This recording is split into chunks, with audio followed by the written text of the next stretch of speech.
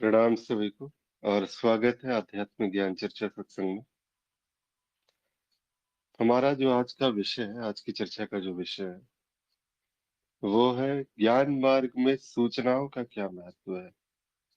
ज्ञान के प्रमाणित होने के बाद भी सूचनाएं क्या महत्व रखती है।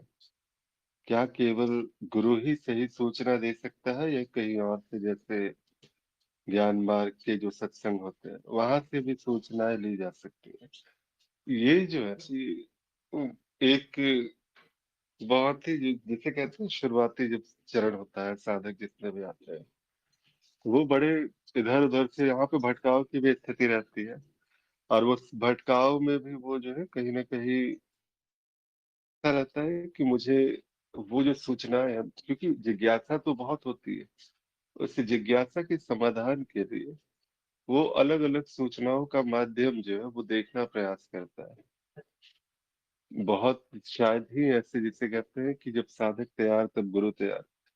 तो एक समर्थ गुरु की ओर आना जो है बड़ा मुश्किल होता है एक साधक के लिए। हम सब की भी यात्राएं कुछ ऐसी सी ही रही थी। हम सब भी कहीं ना कहीं फंसे थे और कहीं ना कहीं ऐसा हुआ था कि अलग अलग माध्यम से हम उत्तरों को खोज रहे थे, प्रयास कर रहे थे कि कहीं से कुछ ऐसा जान लिया जाए जिसके जानने से मेरी जिज्ञासा जो है वो शांत हो पाए। कई बार यूट्यूब के वीडियोस खंगाले जा रहे थे, कई बार अलग अलग सत्संगों में जाकर के वहां पर लोगों की बातों को सुना जा रहा था। सुनते सुनते भी बहुत सारी इसमें भी विश्लेषणात्मक बुद्धि रहती तो है। अज्ञान मार्ग में वैसे भी क्या था, बुद्धि से परेशान व्यक्ति है तो वो प्रयास तो पूरा करता है कि जहां जहां से भी सूचना एकत्रित हो सके और उसका एक निचोड़ मुझे प्राप्त हो सके, तो वहां पर वो जाने का प्रयास बहुत करता है कि मुझे किसी भी प्रकार से जो है वो जान लिया जाए जिसके जानने के बाद कुछ जानना बाकी ना रहे। और यहाँ पर इसीलिए कहते हैं कि सूचनाएं जो होती है, और ये भाव भी था, कल भी एक साधक से भी वार्ता के दौरान में इस प्रकार के प्रश्न आ भी रहे थे वहां पर। तो मुझे ऐसा लगा कि इस पे एक चर्चा की एक आवश्यकता भी थी। बाकी यही है, कुरुक्षेत्र का भाव भी है। और आज की चर्चा का हमारा प्रथम विषय सूचनाओं पे आधारित है। दूसरा विषय है कि माया को त्याग कर ही मुक्ति मिलती है। अब सब माया है तो माया को त्याग के जाएंगे कहाँ। यहाँ पे ये भी है ना, ये भी बहुत सारे इस प्रकार से कहा जाता है, ये भी गलत सूचनाएं जब पहुंचने लगती है तो उन सूचनाओं का प्रभाव क्या होता है। बहुत सारे मार्गों का मिश्रण यहाँ पे होने लगता है, क्योंकि अध्यात्म तो बड़ा विस्तृत सा है, अलग अलग मार्ग है, अलग अलग गुरुजन है, अलग अलग प्रकार से वो बताते हैं। पहुंचाना सबको वहीं पर है, एक ही मंजिल है, सभी की मंजिल वही है। लेकिन वहां तक जो पहुंचने के लिए जो एक यात्रा जो होती है वो अलग अलग मार्गों से संभव है। और यहाँ पर मार्गों की मिलावट की वजह से ये प्रश्न जो उपजा हुआ है कि माया को त्याग कर ही मुक्ति मिलती है, और सब माया है तो माया को त्याग के जाएंगे कहाँ। समय मिला तो इस पे भी आते हैं। सबसे पहले इस प्रथम विषय पे, सूचनाओं के महत्व के विषय में। जी प्रणाम। प्रणाम हिमांशु जी, कुछ कह जी सकते हैं? जी जी।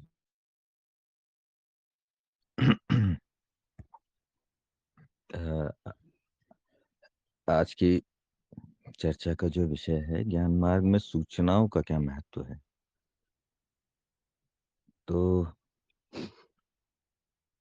सूचनाओं को इस तरह से परिभाषित किया जाता है कि सूचना तो सूचना है, वो परोक्ष है, वो अपरोक्ष है। इस पर ये ज़्यादा महत्वपूर्ण है कि सूचना आ कहाँ से रही है।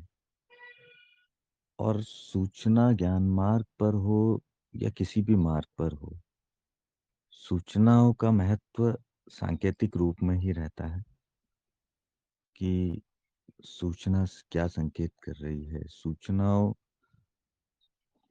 सूचनाओं से क्या प्राप्त हो रहा है, क्या उससे कोई संरचना बन रही है, कोई स्मरण हो रहा है। तो सूचना एक प्रकार के संकेत हैं।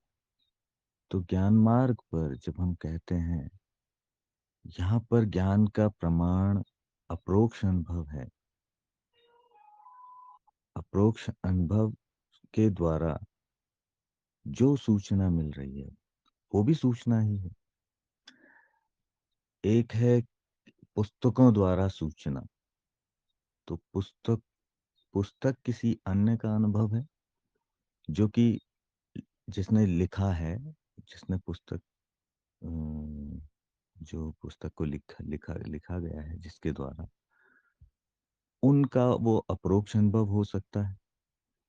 तो वो सूचना के रूप में ज्ञान मार्गी तक प्राप्त हो रहा है।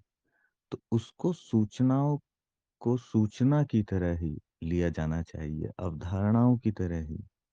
लेकिन उसका कोई महत्व है नहीं। ये मार्ग अप्रोक्ष अनुभव का है, सूचनाओं का नहीं। सूचनाओं का कोई खास महत्व नहीं है। लेकिन जब हम गहराई से देखते हैं, तो वो अप्रोक्ष अनुभव, वो भी सूचना है। तो उसका भी महत्व खत्म हो जाता है। उसका भी, वो भी मिथ्या ही सिद्ध होते हैं। क्योंकि वो भी, वो सूचना, एक सूचना वो है जो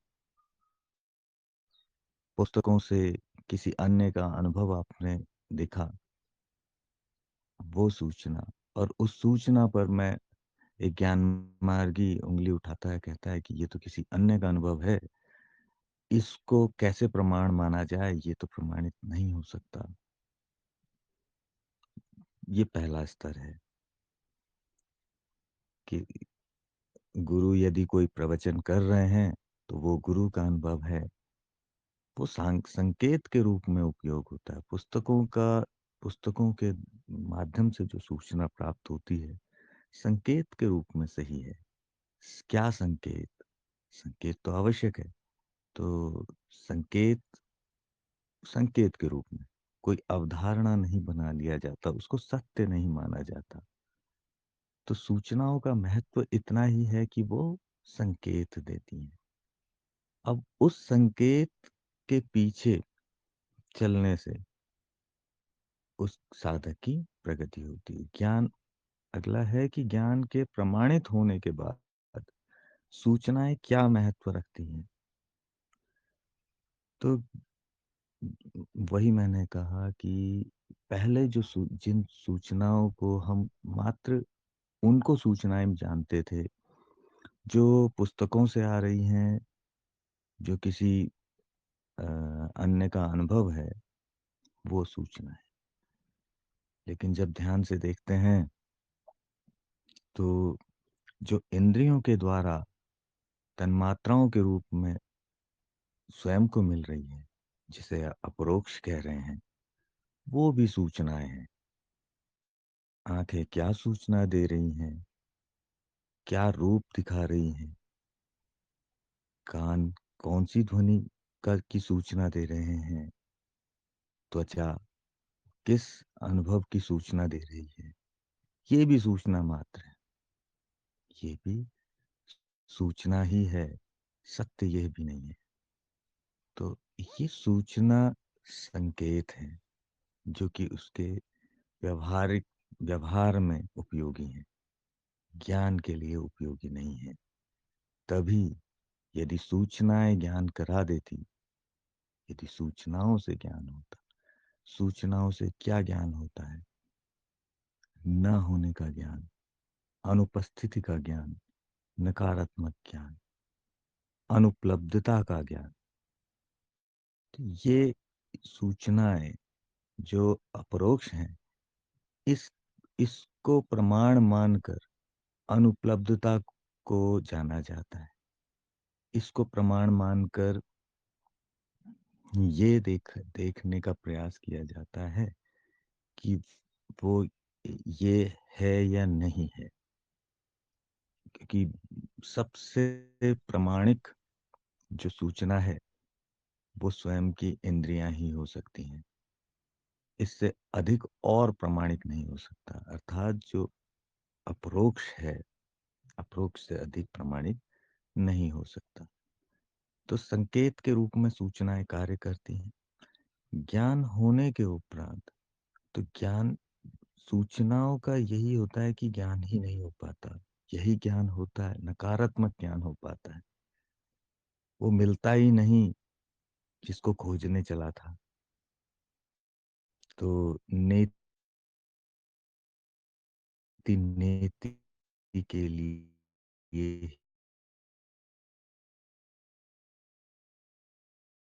सूचना इस प्रकार कह लीजिए, जैसे किसी औषधालय में दवाइयां तो रखी हैं, और सब, आप ये नहीं कह सकते कि सभी दवाइयां खराब हैं, लेकिन आपको डॉक्टर ही देगा जो आपके लिए आवश्यक है। तो सूचनाएं तो मिल रही हैं, सूचनाओं का तो चारों तरफ जंजाल फैला हुआ है संसार में। संसार सूचनाओं से चल रहा है। यूट्यूब पर, सोशल मीडिया पर सूचनाएं तो बह रही है, लेकिन सही सूचना आपको गुरु ही देगा। तो जो आपके लिए महत्व रखती है, जो आपके लिए महत्वपूर्ण है, जिसको आप सही सूचना कह रहे हैं, वो आपको गुरु से ही मिलेगी। तो गुरु से ही वो सूचना, वो संकेत मिला है कि अपरोक्ष अनुभव ही प्रमाण है। ये सूचना कहाँ से मिलेगी? ये गुरु से मिलेगी। तो गुरु आपको आपकी बीमारी के अनुसार दवाई देगा।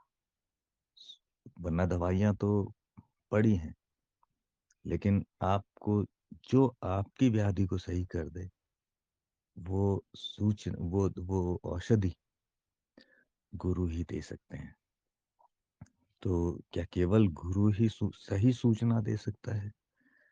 तो गुरु वो संकेत करेगा जिसमें आपकी प्रगति है, जिसमें प्रगति सुनिश्चित होगी। वो सूचना या वो संकेत गुरु ही दे सकते हैं, क्योंकि उनका लक्ष्य एक ही है, साधक की प्रगति। साधक की प्रगति उनका लक्ष्य है, इसलिए वो वही सूचना देंगे, भटकाएंगे नहीं, क्योंकि सूचनाएं भटकाती भी हैं। सूचना गलत भी कर देती हैं, जैसे गलत दवाई गलत असर करती है, तो गलत सूचना गलत प्रभाव भी करती है। तो क्या केवल गुरु ही सही सूचना दे सकते हैं? तो ज्ञान मार्ग के परिप्रेक्ष्य में, प्रगति के परिप्रेक्ष्य में सही संकेत गुरु ही दे सकते हैं। या कहीं और, जैसे ज्ञान मार्ग के सत्संगों में भी सूचनाएं स्वीकार की जा सकती हैं। कोई भी सूचना सिर्फ सूचना ही है, यदि उसको सूचना के रूप में स्वीकार किया गया है, तब तो वो ठीक है। ज्ञान मार्ग आपको ये अधिकार देता है कि आप, ये अधिकार नहीं देता कि आप सूचनाओं को प्रमाण माने, सूचनाओं को सूचना ही जाने। सूचना लेने के लिए इनकार नहीं करता, पुस्तकें पढ़ने के लिए इनकार नहीं करता, आपको किसी भी गुरु के प्रवचन के सुनने से बाध्य नहीं करता। सूचना ले सकते हैं, स्वीकार कर सकते हैं, लेकिन सूचना को सूचना के रूप में ही स्वीकार किया जाना चाहिए, सत्य के रूप में नहीं, अवधारणाओं के रूप में नहीं। क्योंकि अवधारणाएं ही वो अज्ञान है जिसको हटाने का लक्ष्य ज्ञान मार्ग पर होता है। तो सूचनाएं सूचना ही है, और अंततः इन सूचनाओं से जब जब एक ज्ञान मार्गी उस अपरोक्ष अनुभव को भी जानता है, तो अंततः यही देखा जाता है कि जो सूचना किसी भी माध्यम से, सूचना तो सूचना है, क्या वो किसी भी माध्यम से आ रही हो, वो है सूचना ही, चाहे वो अपरोक्ष ही क्यों ना हो।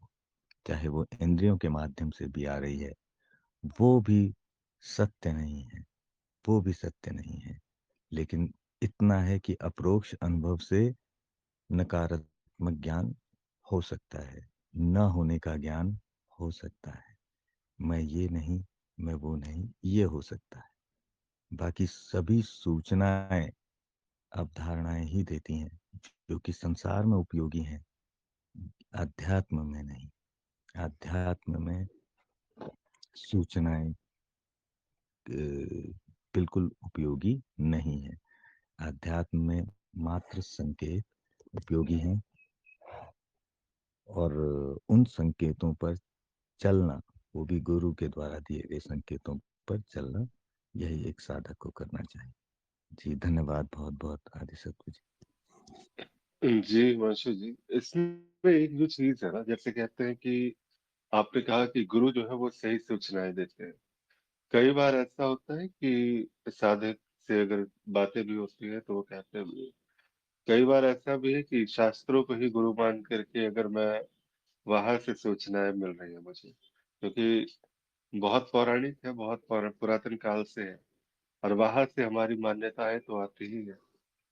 और वहां से अगर उनको गुरु मान करके अगर हम आगे बढ़ते हैं, तो क्या वो सही ना, उसको जो है कि ये यहाँ से जो सूचना मिल रही है वो मेरे लिए सही सूचना है, या एक गुरु अगर कोई व्यक्ति के रूप में आकर के मुझे बता रहा है, तो तो ही मैं मानूंगा कि वो एक सही सूचना है मेरे लिए। इन दोनों में क्या लगता है आपको? भेद इतना ही है कि औषधालय की प्रामाणिकता ये सिद्ध नहीं करती कि आप जो वहां से दवाई उठाएंगे वो आपको सही कर देगी। प्रामाणिकता औषधालय की नहीं, प्रामाणिकता डॉक्टर की होनी चाहिए, चिकित्सक की होनी चाहिए। वो चिकित्सक उसी मर्ज का इलाज कर सकता है जिसका वो स्पेशलिस्ट है। स्पेशलिस्ट भी होना चाहिए। अब आप ज्ञानमार्गी साधक हैं और दीक्षा आपने योग में ले ली है, वो तो सही बता रहे हैं गुरु, लेकिन अब वहां पर वो मतलब वो उतनी प्रगति नहीं होगी जो एक ज्ञानमार्गी गुरु के सानिध्य में हो सकती थी। तो ये व्यवहारिक चीजें हैं, देखी जा सकती हैं कि, और ये सब अध्यात्म, ये सब कृपाओं के इस सागर में सभी तो बह रहे हैं, सभी तो तैर रहे हैं, सभी यहीं तो डुबकी मार रहे हैं और तृप्त होते हुए दिखाई भी देते हैं। लेकिन पता चलता है अगले ही क्षण कुछ पल में पता चल जाता है इसका। तो जहाँ प्रगति दिखाई दे वही गुरु। जिस डॉक्टर की दवाई से फायदा हो रहा हो उससे इलाज करा लेना चाहिए। जी। जी जी, बहुत सुंदर तरीके से आपने बताया कि वही है, एक चिकित्सक जो है वही दिखा सकता है कि कौन सी दवा आपको सूट कर सकती है। और ये बिल्कुल ऐसा सटीक भी लगता है। अभी अभी चर्चा के दौरान ही मुझे एक बात स्मरण है कि मुझे एक्चुअली अभी कुछ दिन पहले ही गुरु आज्ञा भी मिली है कि शास्त्रों का अध्ययन करो। और शास्त्र के अध्ययन के साथ में, क्योंकि मूल ज्ञान अगर प्रमाणित हुआ है, तो जैसे ही वो अध्ययन अब अगर किया जाता है, तो ये काफी एक तरह से जिसे कहते हैं ना कि सूचनाएं बस सूचना की तरह नहीं, क्योंकि एक सूचना जो है वो जहां से आई है उसका जो स्रोत है वो उतना ही परम पावन है। वहां पर एक बहुत जैसे ऋषि महर्षियों का एक पूरा का पूरा एक प्रणाली चली आ रही है, और न जाने कितने हजारों सालों से इस प्रकार से ये शास्त्र के ये वाक्य यहाँ तक पहुंचे हैं। और कितने ही शास्त्रों के द्वारा ही जो है, जिसे कहते हैं कि ये अगर दुनिया एक चलचित्र की भांति है, एक रंगमंच की भांति है, तो इसके मिथ्यापन को जानने का एक जो कारण है वो ये शास्त्र बने हैं हजारों वर्षों से। तो एक बार जैसे ही उसका अध्ययन किया जाता है, खास तौर से ज्ञान प्रमाणित होने के बाद, तो वहां पर ऐसा लगता है कि अब वो जो एक प्रणाली चली आ रही थी उस प्रणाली का आप हिस्सा बन चुके हैं। हालाँकि ज्ञान तो यही है कि ये सारा का सारा मिथ्या है। ये लेकिन वही मिथ्या में मिथ्या का जो खेल जिसके बारे में बात होती है, तो इस खेल के लिए जो है वो अति जिसे कहते हैं, तो ये भी अगर सूचना मिलती है, तो ये भी गुरु ही बताते हैं। ये तो खुद से तो पता भी नहीं चलता, खुद से तो सभी चीज़ों को नकारता हुआ एक अगर कहते हैं कि अब क्या जानना है, अब क्या समझना है, सब कुछ तो वही बात है। तो ये भी अगर बताने के लिए अगर गुरु बताता है, तो वो वहाँ पर और भी गहरे तल से जो है ये स्पष्टता आ जाती है।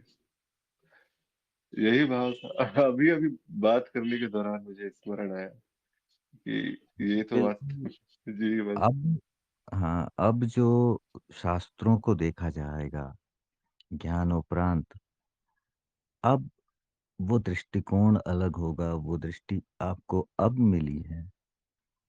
दृष्टि मिलने के उपरांत यदि शास्त्र देखे जा रहे हैं, तो उसको सही तरीके से समझा जाएगा। उसमें अवधारणाओं का खतरा अब नहीं है। यही देखकर गुरुदेव ने आपको आज्ञा दी है या अनुशंसा की होगी कि आप शास्त्रों का अध्ययन कीजिए। बौद्धिक विकास आवश्यक है, तो इसके लिए ये किया जा सकता है और तब भी अवधारणाएँ अब नहीं आएँगी, ये बात का उनको भरोसा है, आपको भी भरोसा है, क्योंकि अब आप विधि जान गए हैं, अब आप पारंगत हो गए हैं कि आप पहचान गए हैं कि क्या अवधारणाएँ हैं और क्या अप्रोक्ष और कौन क्या ज्ञान है और क्या अज्ञान। तो अज्ञान की संभावना ना होने पर अब उसमें उतरा जा सकता है।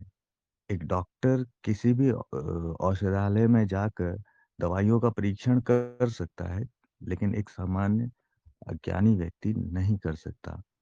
तो इसी तरह से है जो कि बहुत अच्छी बात है। जी, धन्यवाद। जी, जी। प्रणाम निशिगंधा जी। कुछ कह सकती हैं क्या?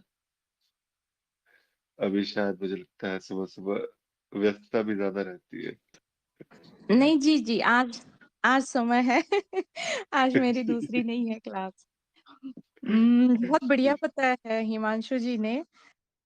तो इसी के ऊपर मैं आगे कहना चाहूँगी कि जैसे गुरुदेव कहते हैं ना, "मत आओ मेरे पास, मैं सब कुछ छीन लूँगा।" तो बहुत बड़ी बात है। असल में हम जो जी रहे हैं, ये सारा मिथ्या, ये जो संसार है, हमें लग रहा है कि सब कुछ मतलब अनुभव में तो आ रहा है और वही कितना भी समझ ले हम, एक क्षण ऐसा आ ही जाता है कि उसी में रम जाते हैं। कुछ क्षण तो उसी को सत्य मान के, क्योंकि व्यावहारिकता में जीना है तो मिथ्या को ही समझकर जीना भी है। तो कोई कितना भी कहे, गुरु को छोड़ के जो भी है ज्ञान में अभी नहीं स्थित हुए हैं, तो इस माया में जीना है तो आवश्यक है। जैसे अहम के बारे में भी गुरुजी बताते ही हैं। तो वो तो रहेगा। और गुरु क्षेत्र की कृपा ये है कि असल में ये जो संसार है हमारा, इसको भवरोग कहा गया है। जैसे कि कोई अगर हमें व्याधि या रोग अगर हो जाए, तो जैसे हम किसी डॉक्टर के पास जाते हैं और उचित जो भी मात्रा में उचित जो औषधि है उसका सेवन आवश्यक है, वरना वो अ, क्योर नहीं होगा, वो जो भी व्याधि है वो। लेकिन असल में ये जो हमारा जन्म लेना और इस संसार को पाना, या फिर ये जन्म लेना और ये जो सृष्टि दिख रही है, ये जो हम जीवन जी रहे हैं, यही असल में एक भवरोग जिसे कहा गया है, यही एक व्याधि है, बहुत बड़ी व्याधि। तो जब हम गुरु के पास जाते हैं ना, तो इसका समूल जो है, वो उच्छेदन कर देते हैं। उसका मूल कहाँ है?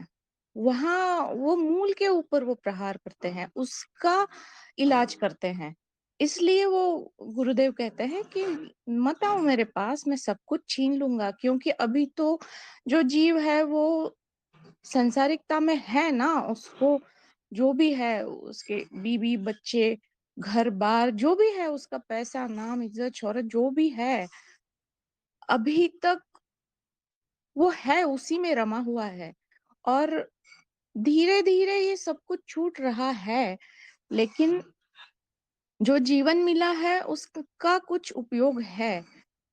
वो तो उपयोग होने के बाद अगर वो छूट जाए, जैसे कि कोई बहुत मूल्यवान वस्तु है, जैसे कुछ 10,000 की कोई एक वाज़ है अ, बहुत अच्छी-सी और हम लेके आए, तो अगर उपयोगिता उसकी हो जाए और 10 साल के बाद अगर वो टूटे, तो इतना दुःख नहीं होगा, जितना वो लाने के उपरांत केवल 1 दिन या 2 दिन में अभी उसको इस्तेमाल भी नहीं किया है, तो इतना दुःख होता है।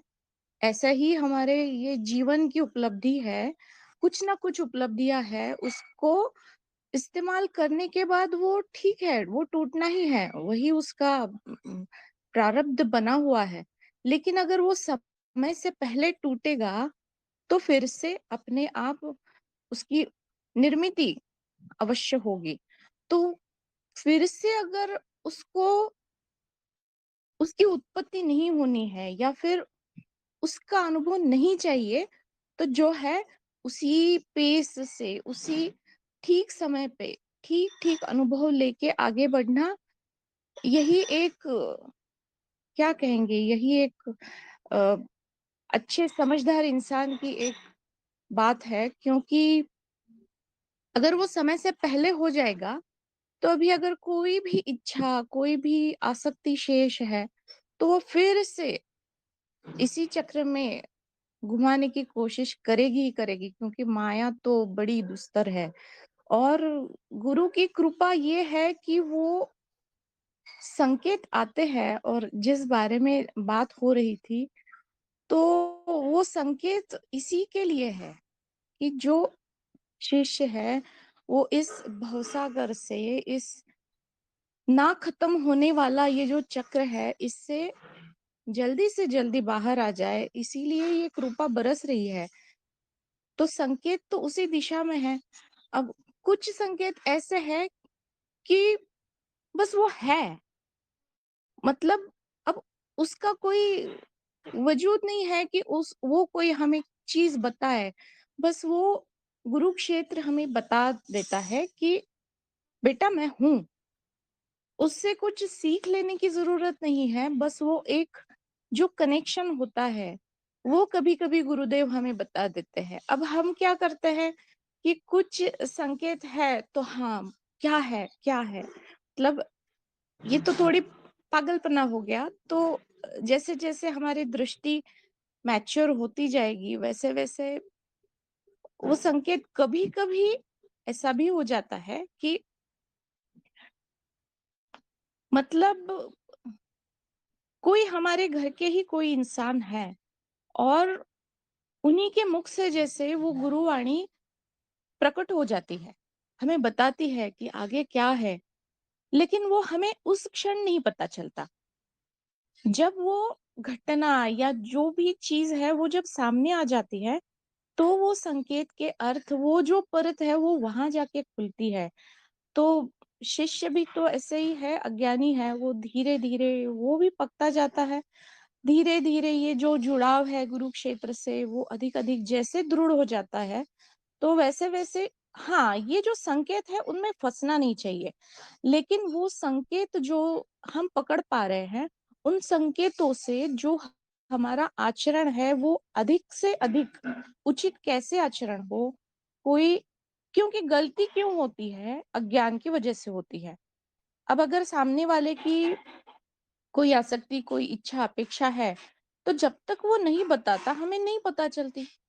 अगर वो किसी संकेत के माध्यम से हमें पता चल रही है और वो जो भी ऋणानुबंध है, वो कोई शेष ना रहे, उसके लिए हमें कुछ संकेत आ रहा है। तो इस दिशा में अगर हम अपना आचरण रखेंगे, तो ये तो एक सीख ही हो गई, जो सूक्ष्म के जो संकेत है, वो हमें इन सारे बंधनों से बाहर निकलने के लिए मददगार साबित होंगे। तो हम उसका कैसे उपयोग करते हैं? ना कि बस वो संकेत मिल गए और वाह वाह वाह, मतलब अब हर एक के ऊपर है, क्योंकि कुछ लोग तो उसका अवडंबर भी बना देते हैं कि भाई मेरे पास तो बहुत कुछ है, और ये सिद्धियां भी इसी इसी के श्रेणी में आएंगी। तो अब उन श्रेणियों का उस उन सारी सिद्धियों का उपयोग अगर मात्र प्रसिद्धि के लिए या फिर बड़प्पन दिखाने के लिए हो रहा है, तो कैसे छूटेगा? भवरोग नहीं छूटेगा। तो गुरु क्षेत्र से आने वाली ये जो सूचनाएं हैं, इनके ऊपर बहुत सारे दृष्टिकोण हैं। जैसे जैसे एक शिष्य धीरे धीरे पकता जाएगा, जीवन के अनुभव लेके आगे बढ़ेगा, तो ये संकेत उतनी मात्रा में अधिक अधिक उन्नत उसको लेके भी जाएंगे। बस हमें वही उसको पकड़ के नहीं रखना चाहिए। तो वो है गुरु क्षेत्र, उसका महिमा तो अपरंपार है। बस जो है सो है, जी उसको देखते हुए आगे निकलेंगे तो बहुत जल्दी हम सीख के जिसके लिए गुरु जी क्षेत्र की योजना जी हुई है, निशिगंधा उसको जी, हम पकड़ भी पाएंगे। जी जी। एक जो है ना, एक भाव था अभी, जैसे चूंकि आपसे बात हो रही है तो एक जो है, क्योंकि अभी अभी ये मतलब स्मरण भी आया इस बात का। अगर शास्त्रों से अगर सूचनाएं ली जाती है, तो अगर वो क्योंकि आप शास्त्रों पर जो है वो सत्संग आपके होते हैं, इसीलिए शास्त्रों से अगर जो सूचनाएं ली जाती है उसकी और शास्त्रों पर जो व्याख्या देते हैं उसकी, इन दोनों की जो है विधि क्या होती है? कि सूचना लेने की भी कोई विधि होती है, या फिर सूचनाओं की व्याख्या करने की इसकी भी कोई विधि होती है क्या, निश्चय? या ये गुरु स्वयं हम्म। निर्धारित करते हैं कि उन्हें व्याख्या कैसे करनी है, और साधक तय करता है कि उससे सूचना ग्रहण कैसे करनी है? बीच में थोड़ा यहाँ पे मेरी भाई थोड़ा बीच में आ गए थे। एक बार वो विधि विधि के बारे में पूछ रहे हैं ना?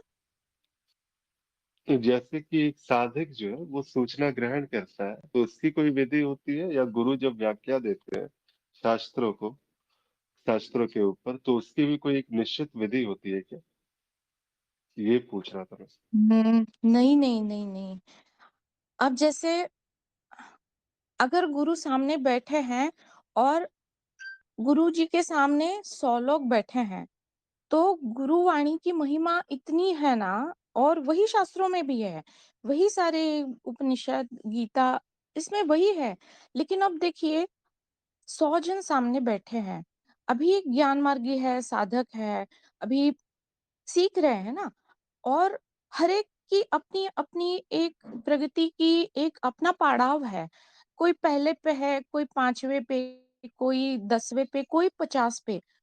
तो गुरुवाणी तो ऐसी है ना कि वो मात्र, आप उदाहरण के तौर पर मान लीजिए कि वो एक ही वाक्य बोलेंगे, तो जो वो उनका एक वाक्य है, तो ये सारे लोगों के लिए उसकी जो प्रतीति है वो अलग-अलग परिप्रेक्ष्य से होगी, अलग-अलग दृष्टिकोण से होगी, और उनके जीवन में जो अनुभव वो ले रहे हैं, उनमें वो बहुत बढ़िया तरीके से फिट, उनके लिए वो संकेत होगा, उनके लिए वो सूचना होगी कि यहाँ पे ये हो रहा है और यहाँ पे ये करेंगे तो वो हो जाएगा। अब देखिए, एक ही वाक्य है, लेकिन 100 लोग हैं तो हर एक उसमें से कुछ अलग पा रहा है, अलग उसको कुछ एक मार्गदर्शन प्राप्त हो रहा है, और वो गुरु ही कर सकते हैं और दूसरा कोई नहीं कर सकता। अब जैसे हम देखते हैं ना, मैं भी देखती हूँ, जब मैं नई-नई आई थी तो गुरुजी के हमें लगता है कि हाँ, ये तो वीडियो मैंने सुन लिया है। नहीं, अगर वो सामने आ रहा है ना, तो कुछ ना कुछ है कि अभी वो पका नहीं है। वो ज्ञान भी पकना चाहिए। हमारा जो ग्रहणशीलता है, वो उतनी नहीं होती जितनी कुछ दिनों पहले या 1 साल पहले है। अनुभव भी सिखाते हैं ना जीवन में। वो ज्ञान भी बार-बार दोहराने के बाद कुछ अलग ही हमें सिखा के जाता है। तो इसी प्रकार है गुरुवाणी भी और शास्त्र भी, बस मानो एक ही है, लेकिन गुरुदेव जो है वो स्थूल देह में है, तो वो जानते हैं कि अभी ये कहाँ पे अटक रहा है, तो वो ठीक-ठीक से कि किसी एक को सामने रखते हुए एक शब्द या एक वाक्य बोलेंगे और फिर भी वही शब्द, वही वाक्य अनेक लोगों को कुछ अलग दे वो एक है ना कहानी, वो तो आपको पता होगी। वो ब्रह्मदेव ने बस द करके एक ही शब्द बोला, तो देव, दानव और मनुष्य तीनों ने अलग-अलग अर्थ ले लिए और तीनों ही उसी द से अपना कल्याण पा लिए। तो इसी प्रकार है ये गुरुवाणी, ऐसी ही है। जी, जी। जी, आदि जी। सत्व जी। जी, बहुत सुंदर। ठीक है, तो आज की जो चर्चा का विषय था, ये था, पहला विषय जो था हमारी चर्चाओं का, कि ज्ञान मार्ग में सूचनाओं का क्या महत्व है। संक्षेप में, क्योंकि विस्तार से तो चर्चा हो ही गई है इस पर, संक्षेप में बस इतना कहा जा सकता है कि सूचनाएं, अगर एक अज्ञान की तरह से कोई भी साधक यहाँ पे आया है, तो उसके लिए सूचनाएं बहुत महत्व रखती है। लेकिन ज्ञान के साधन जो है, वो जो भी हमें जो प्राप्त हो रहा है, हमारे पास में एकमात्र साधन है अपरोक्ष अनुभव और तर्क। सूचनाओं को सूचनाओं की तरह ही देखना चाहिए। सूचना कभी ज्ञान नहीं होती जब तक वो अपरोक्ष अनुभव और तर्कों की कसौटी पे वो कसी ना जाए। तो सूचनाओं का महत्व है और तब तक है जब तक वो सूचनाएं वो आपके अज्ञान का नाश कर रही है। ज्ञान मार्ग में बस इतना ही महत्व है। ज्ञान के प्रमाणित होने के बाद सूचनाएं क्या महत्व रखती है। प्रमाणित होने के बाद जो सूचनाएं आती है, वो बार बार सूचनाएं, जैसे कहते हैं ना कि अभी इसी वक्त अगर वो देखने का प्रयास हो, ये जैसे इस प्रकार के सत्संगों में हम आते हैं और जब चर्चाएं होती है, तो यहाँ भी क्या है, एक सूचना का प्रवाह है। और वो जो प्रवाह आ रहा है, वो अलग अलग माध्यम से जो सूचनाएं आती है, उन सूचनाओं के साथ में ही जो है वो, ऐसा नहीं है कि अब किसी प्रकार से फिर से अब उस मनन की गहराई में जाने की आवश्यकता है। वो स्पष्टता से जो है वो आते ही वो जो है आपकी स्थिति वो धीरे धीरे, कहते हैं ना, वो उजागर करने लगती है। जैसे ही उन सूचनाओं के साथ में मनन, जिसे कहते थे कि हम लोग पहले ज्ञान मार्ग में जब आते हैं तो सूचनाएं मिलती है और श्रवण मनन निधिध्यासन आदि। लेकिन जिस समय वो साक्षी है, जिस समय वो बात बन चुकी है, ज्ञान प्रमाणित हो गया, अब यहाँ पर ये जगत के मिथ्या, शरीर के मिथ्या, जो कुछ भी जाना जा सकता था वो जाना जा चुका है। जहाँ पे कहते हैं अब वहां पर वो बात नहीं है, भटकाव नहीं है। तो इसके बाद जो सूचनाएं आती है, हर सूचना आपको आपके होने का एहसास कराती है, काव्यात्मक तरीके से जिसे कह सकते हैं कि हर हवा जो है आपको बस अपने स्वभाव में स्थित कर देती है। हर बात जब होती है तो वो बात बस बनते बनते ऐसी बनती है कि अब वो बात ही रह गई। आप बह जाते हो वहां पर। एक सुनने वाला जो था, एक विश्लेषणात्मक जो बुद्धि बार बार कार्य करती थी, वो वहां पर अब दिखाई नहीं देती। इसीलिए जो है सत्संगों में भी आते हैं, सत्संग में जब ज्ञान चर्चाएं जब होती हैं, तो यहाँ पे सहज रूप से जो है, जिस समय कहते हैं कि सहज बोध वाली बात, कि सहजता से उस बोध को प्रकट कर दिया जाता है।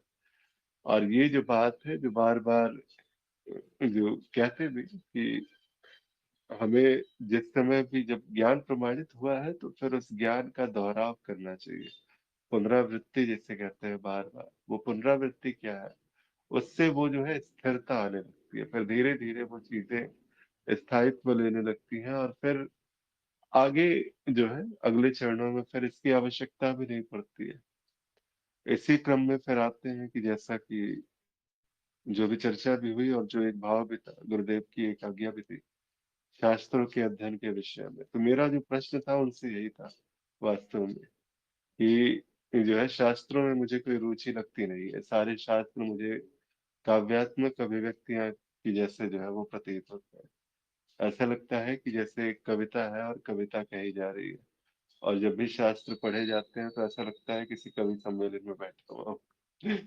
और वहां पर जो है वो उस प्रकार से, तो आनंद की ही बात है, सारा ऐसा कुछ नहीं है, आनंद के अतिरिक्त नहीं है। लेकिन क्या ये आवश्यक है यहाँ पर? तो इसी बात के उन्होंने, इसके बाद फिर जो उनके तरफ से कहा गया कि ये अध्ययन अवश्य करना चाहिए, क्योंकि अध्ययन जिस समय अगर किया जाता है तो हर बार जब शास्त्र पढ़े जाते हैं इसके बाद फिर, तो अब यहाँ पर वो जो है, अब संभावना चूंकि अज्ञान की नहीं, क्योंकि ज्ञान स्पष्टता से प्रमाणित है, तो अब यहाँ पर जो है जब भी शब्द आएंगे तो वो शब्द जो पहले भरमा देते थे, क्योंकि शास्त्रों की जो शब्दावली है और हमारे कार्यक्रम में जो शब्दावलियों का प्रयोग है, ये सारा का सारा अलग अलग है। लेकिन जब अगर कविता समझ में आने लगी तो कविता जो है वो तो ये भी पता है कि हर कवि जो है, अब कोई जैसे कहते हैं ना कि वही बात है कि प्रेमिका को कोई महबूबा कहता है, कोई प्रेमिका कहता है, कोई अलग अलग भाषाओं से संबोधित करता है। तो बस यही है, बस नाम बदल जाते हैं, भाव तो वही है, चर्चा वही हो रही है, और इसी सत्य के विषय में सारे के सारे शास्त्र जो है इशारा भी उसी सत्य की ओर करते हैं, चाहे वो काव्यात्मक तरीके से हो, चाहे फिर वो स्पष्ट रूप से करे। तो वो बात भी थी यहाँ पर। इसके बाद कहते हैं कि क्या केवल गुरु ही सही सूचना दे सकता है। तो यहाँ पर जो है बिल्कुल स्पष्टता से कहूंगा कि वही बात है कि एक चिकित्सक ही जो है वो सही दवा दे सकता है। नहीं तो औषधालय में तो खैर लाइब्रेरी भरी पड़ी है, तरह तरह की औषधि है जो आपको आपके अज्ञान के नाश की ओर ले जाने में सारी की सारी औषधियां संभव, मतलब उतने ही जो है मतलब कारगर है। लेकिन कौन सी दवा की आवश्यकता है अभी इस वक्त जो है, वो एक चिकित्सक देख करके बता सकता है। तो वो जैसे ही देखता है तो फिर वो बीमारी का इलाज करने के लिए जो दवा है वो वहां पर दी जाती है। अब यहाँ पर ज्ञान मार्ग के सत्संगों की भी सूचना है। तो सूचनाएं तो कहीं से भी आ सकती हैं, किसी भी प्रकार से आ सकती है।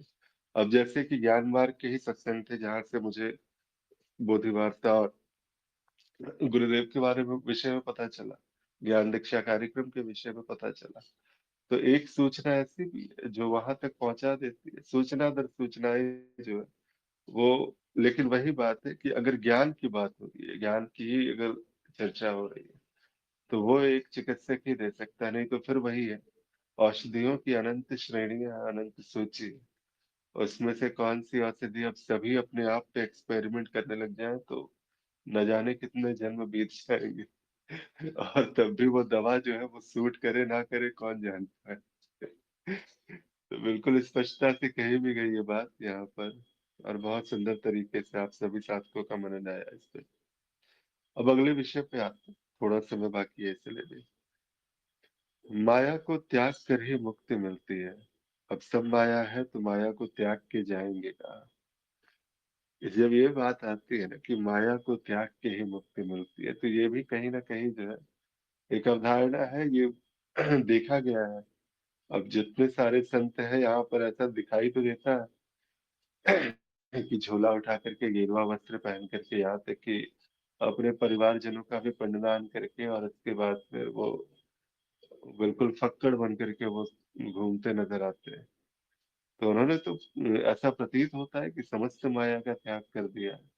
अब यहाँ पर जो है कोई भी माया संबंध और कोई भी आसक्ति को उन्होंने स्वीकारा नहीं है। कुछ सन्यासी तो यहाँ तक है कि ये धन का भी स्पर्श नहीं करते, कि किसी भी प्रकार से धन का स्पर्श ना होना चाहिए। कोई ये कहते हैं कि जो मेरे करपात्री जिसे कहते हैं कि हाथ ही उनका पात्र है, उस हथेली में जितना भोजन आ जाए बस उसी भोजन से उनका जो है निर्वाह होगा, उसी के तरीके से उनका सारा का सारा जीवन चलेगा। तो इस प्रकार के भी जो है वो साधु संत जन वो नजर आते हैं। तो क्या वास्तव में ऐसा है कि माया को त्याग कर ही मुक्ति मिलती है, या फिर अब सब माया ही है जिसमें त्यागा भी गया है? अगर त्याग करके अगर देखा भी जाता है तो वो घूम तो संसार में ही रहा है ना, माया में ही घूम रहा है, और माया में ही है, शरीर के माध्यम से ही वो सारा का सारा अभ्यास भी कर रहा है।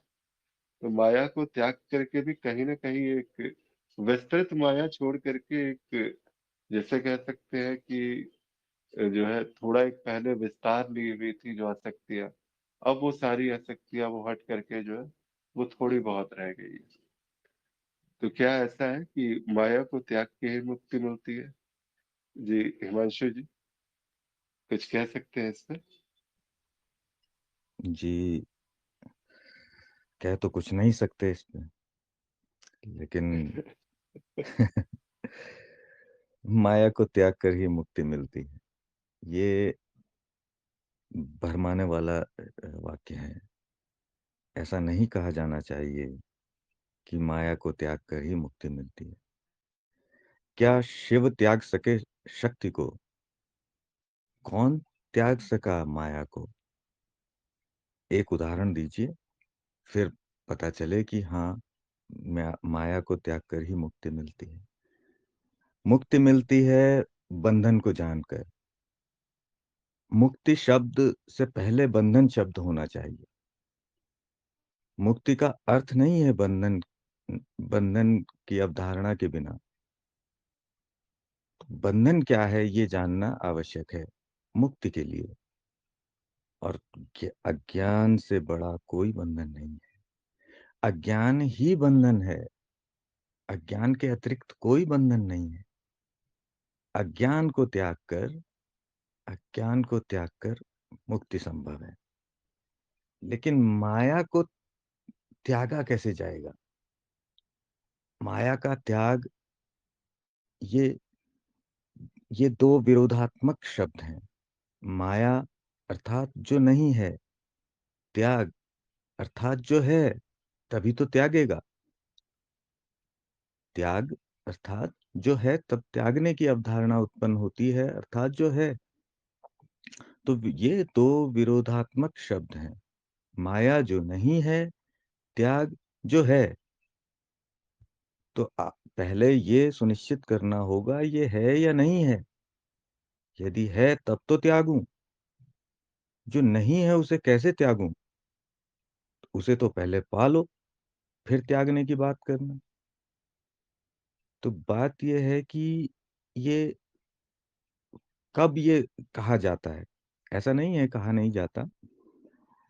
अहम को क्या है कि ये वही है ना कि दवाई दी जाती है, डॉक्टर इसी प्रकार दवाई देता है।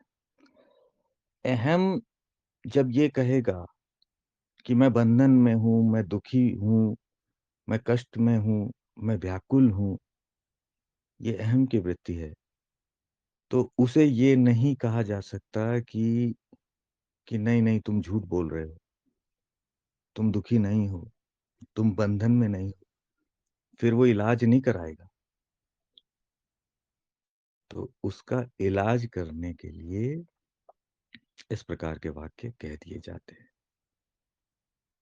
तो और कह करके, फुसला करके उसे ये दिखाया जाता है। फिर क्या बंधन, उसको कहा जाता है कि जरा बंधन पर तो दृष्टि डालो, बंधन कहाँ है?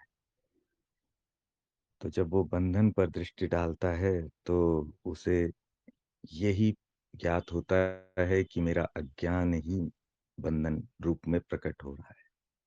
ये जो बंधन दिखाई पड़ रहे हैं ये अज्ञान के अतिरिक्त कुछ नहीं है। और ये अज्ञान हटते ही बंधन भी समाप्त हो जाते हैं और मुक्ति का एहसास होता है। ना कुछ त्यागना होता है और ना ही कुछ पाना होता है। और माया जिसे वो कह रहा है वो तो उससे अतिरिक्त कुछ और है ही नहीं। वो स्वयं माया है। शिव और शक्ति में कोई भेद नहीं है। तो का त्याग का कोई अर्थ ही नहीं रह जाता। तो जैसा कि आपने कहा है कि सब माया है, तो माया को त्याग कर जाएंगे कहाँ? तो बात यह है कि माया के लिए तो त्याग का शब्द ही अनर्थक लगता है, अनर्थक प्रतीत होता है। या तो ये कह लीजिए कि ये माया है और ये नहीं। संकेत कीजिए कि ये माया है और ये नहीं। यहाँ पर तो सभी कुछ माया है। जब कहने जी वाला, हिमांशु जी, तो जी, ये मैं कह रहा था कि नेति नेति को क्या त्याग कहा जा सकता है? जो नेति नेति नेति नेति करते हैं साथ। त्याग नहीं है। नेति नेति अज्ञान, अज्ञान की ओर इशारा है।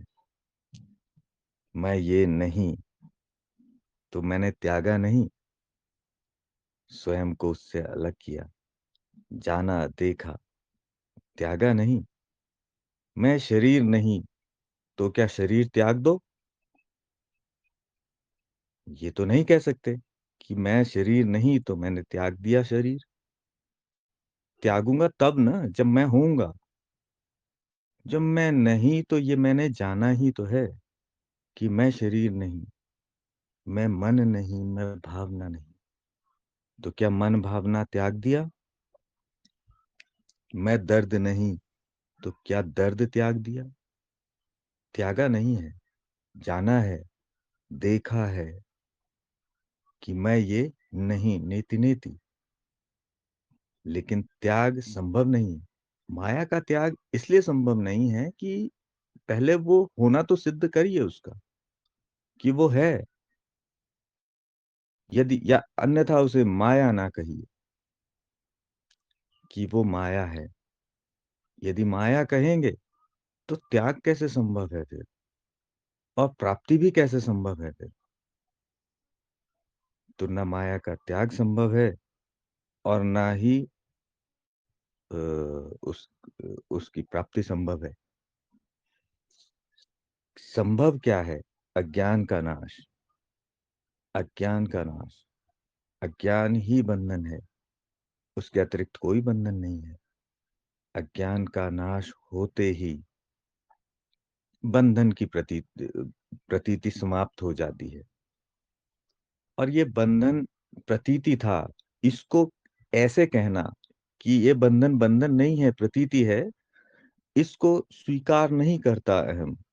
इसलिए ये प्रपंच रचा जाता है कि माया के कारण तुम बंधन में हो। माया बंधन नहीं है, अज्ञान बंधन है। जी बहुत बहुत धन्यवाद। जी जी, बहुत सुंदर।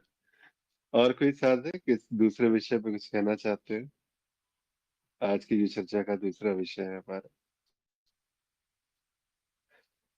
ठीक है। वैसे भी जो है बहुत स्पष्ट रूप से जो है इसकी एक व्याख्या भी मिली। जैसे कहते हैं कि हाँ, अगर संबंध है तो ऋणानुबंध रहेगा, लेकिन कब तक? यहाँ पर शायद मुझे लगता है कि थोड़ा सा भी विषय पे ही रहता है। कल जो है इस विषय को लिया जाएगा, संबंध और ऋणानुबंध को लेकर के। जी आत्मप्रकाश जी। तो आज का जो है विषय जो चर्चा का था कि माया को त्याग कर ही मुक्ति मिलती है। सब माया है तो माया को त्याग के जाएंगे कहाँ? जब ये कहा जाता है कि माया को त्याग कर ही मुक्ति मिलती है, तो ये भी एक जो अवधारणा दिखाई देती है सामान्य संसार में। जब उस संसारिक जो है रहते हुए जब वहां पर दिखता है कि एक सांसारिक है कोई और कोई ऐसा दिखता है जो फक्कड़ सन्यासी सा है, वो घूम रहा है। तो यहाँ पर भी क्या है कि उन्होंने एक संप्रदाय को चुना और संप्रदाय में उन्होंने एक गुरु को स्वीकारा है। और जब एक चिकित्सक के पास आप चले गए हो अपनी मर्ज को लेकर के कि मेरी ये बीमारी है, मेरी इस बीमारी का इलाज कर दो। अब चिकित्सक वहां पर सब कुछ बताएगा, वो बोलेगा भी कि तुम्हें ये टेस्ट भी कराने होंगे, तुम्हें ये भी करना होगा। वो करता क्या है, धीरे धीरे यहाँ पर ज्ञान मार्ग में अगर हम इस दृष्टि से देखते हैं तो गुरु करते क्या है कि जो आसक्तियों की जो अनंत आसक्तियां जो बंधी हुई थी, वहां पर जो है उन बंधनों को जितना कम से कम कर दिया जाए वो ज्यादा आवश्यक होता है। तो वो देख रहा है कि यहाँ पर इस प्रकार से ही इलाज की संभावना बनी है, और जब इस प्रकार से ही इलाज किया जा सकता है तो गुरु वैसे ही करता है। वो पहले ही कहता है जाओ जा करके अपने अपना भी और समस्त परिवारजनों का सबका पिंडदान कर दो, और जितने भी आसक्तियां थी तुम्हारी वो समेट लो। अब समेटने के बाद में वो देखना जो है वो थोड़ा सा सहज आ जाता है वहां पे, जब निष्ठा होती है। और गुरु इस प्रकार से जैसे कहते हैं कि सबसे पहले वो तो यही करता है कि आप जो है साधक तैयार होना चाहिए। साधक के जो गुण है उस साधक के गुणों का विकास होना चाहिए। तो ये सारा का सारा एक प्रपंच है कि साधक के गुणों का विकास हो। और जिस समय साधक तैयार है तो वहां पर इसमें बहुत सारी कथाएं भी आती है। कई बार तो ऐसे ऐसी भी कथाएं हैं कि गुरु के पास गए और उन्होंने कहा कि अभी जो है तुम्हें समझ में नहीं आएगा। जाओ 12 वर्ष तक जो है ये परिक्रमा वगैरह ये करके आओ तुम। 12 वर्ष तक उन्होंने निष्ठा के साथ में परिक्रमा की और जाकर के पूछा।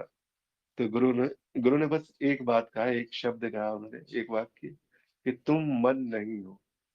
अब इसके बाद फिर जो है इस पर तुम मनन करो, अब इस पे विचार करो, और जब ये समझ में आ जाए तब मेरे पास में आना। अब यहाँ पर बात वही हुई कि ये सारा का सारा ये चिकित्सक देखता है कि इस बीमार को जो है वो कौन सी दवा की आवश्यकता है और कौन सी दवा सूट करेगी। तो जहां ऐसी संभावना हुई वहां पर उस प्रकार की दवाएं दी गई। और जहां पर जो है एक संभावना है कि बस ये जिज्ञासा, मुमुक्षुता, साधक के गुण वो सारे के सारे अभी पहले से ही विद्यमान है, तो वहां पर बस एकमात्र जो है वो इशारा पर्याप्त है। नेति नेति जिसे कहते हैं कि इशारा मात्र है। बिल्कुल वही बात है कि मैं शरीर का त्याग थोड़ी कर रहा हूँ, मैं शरीर की मिथ्या जान रहा हूँ। वो जो अज्ञान रूपी बंधन जो मैंने खुद से ही अपने आप को बांध करके और उसी को पकड़ करके बैठा हुआ था कि मैं तो बड़े बंधनों में हूँ। गुरु बस उसे दिखा देते हैं कि देखो तुम्हारा बंधन कहाँ कहाँ से। और वो बंधन दिखते ही जो है स्वतः जो है जैसे कहते हैं कि अब तो पहले से ही आप मुक्त थे। कहाँ कौन सी मुक्ति और कौन सी आकांक्षा। तो ये स्पष्टता से वहां पर स्थापित हो जाता है जी। किसी को भी कोई भाव रखने हो, कुछ बात कहनी हो या अब तक कुछ कहा गया उस पर अगर कुछ प्रश्न करने हो तो अवश्य करें।